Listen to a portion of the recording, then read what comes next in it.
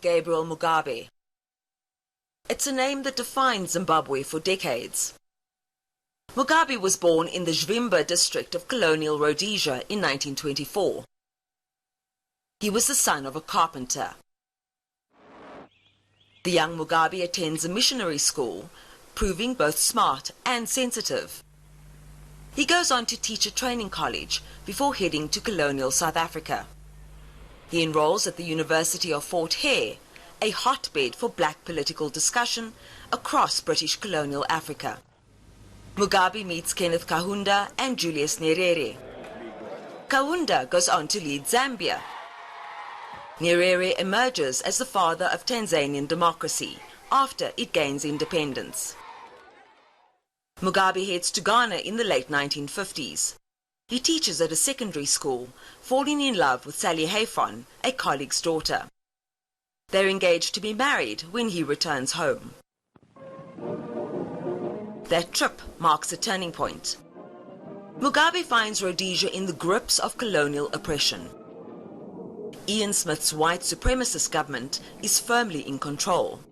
Just like apartheid South Africa, the black majority is disenfranchised. He joins ZAPU, a new party created by trade union leader Joshua Nkomo.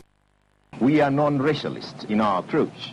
That is, we regard as an individual as an individual, and that everybody must be accorded his full political rights, whether he be white or black, educated or uneducated, rich or poor.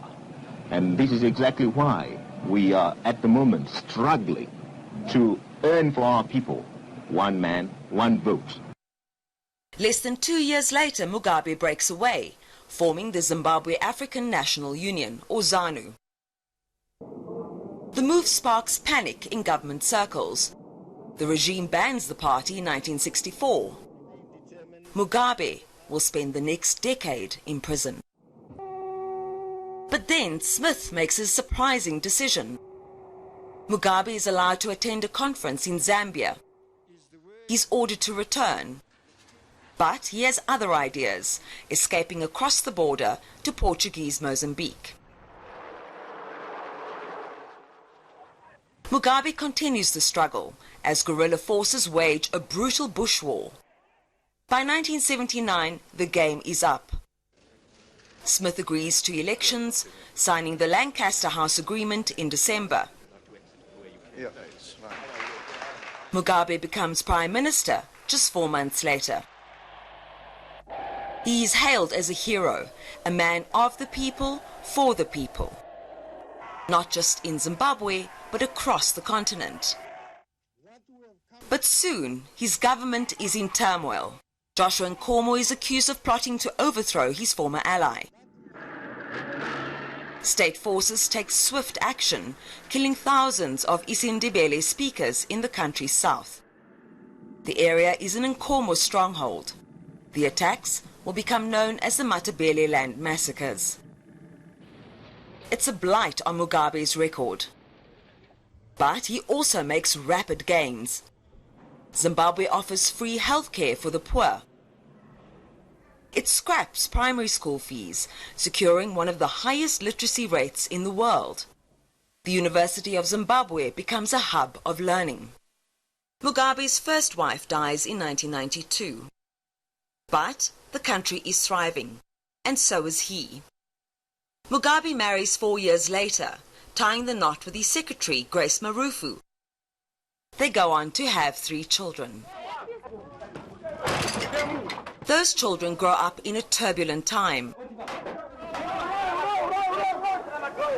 Zimbabwe still bears the scars of colonial conquest. And by 1999, white farmers own more than 27 million acres of land. Mugabe backs a wave of land invasions. Some of them turn violent. The West responds, slapping the government with sanctions. We don't mind having and bearing sanctions banning us from Europe. We are not Europeans. We have not asked for any inch of Europe or any square inch of that territory. So, Blair, keep your England and let me keep my Zimbabwe. But Mugabe's Zimbabwe is facing a crisis. Inflation rockets, soaring to 1,000% in 2006. Meanwhile, a rival party is making gains. The Movement for Democratic Change calls for a new Zimbabwe. But it pays a heavy price, with several opposition leaders coming under attack. The message is clear: support the president, or else. And as has been said, I've been asked to speak on the... April 2007, South Africa steps in. The SADC region appoints South African President Thabo Mbeki as mediator. He helped secure a deal, paving the way for elections the following year. The polls are supposed to settle the matter, but they do the opposite. This is not merely a Morgan Tsvangirai signature.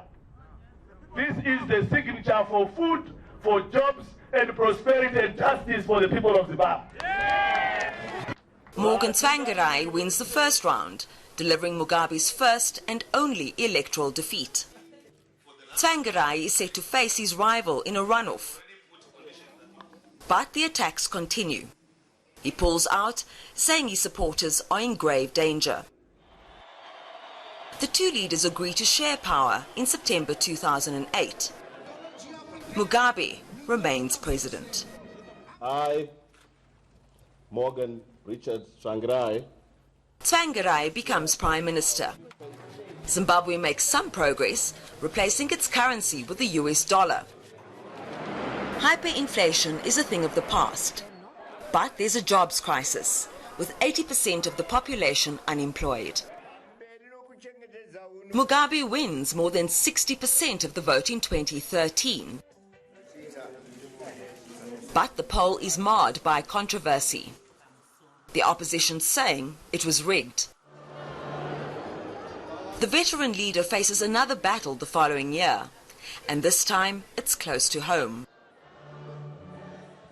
Joyce Mujuru has served as his deputy for a decade, but she gets her marching orders, with officials claiming she tried to topple the president.